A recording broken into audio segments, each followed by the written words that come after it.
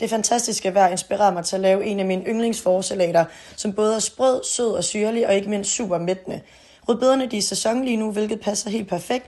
De bliver lige marineret, og så skal de ellers bare bages i ovnen. Og efterfølgende så klargøres sukkerærter og skalotteløg, som bliver råmarineret for, at smagen trænger ekstra frem i dem. Valsemøllen har lige lanceret et nyt produkt på markedet, som er de her havreris, og de skal altså danne den mættende base i salaten. Havrisen de er fyldt med fiber og proteiner, og så smager de virkelig godt.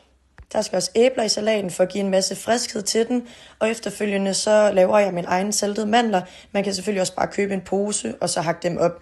Jeg tager lige og halvsukker persillen en gang her, og så laver jeg altså grundbasen, som består af havrerisene, rucola og persille og lidt chili. Nu skal jeg til at lave dressingen, og der skal alle ingredienserne egentlig bare blande sammen.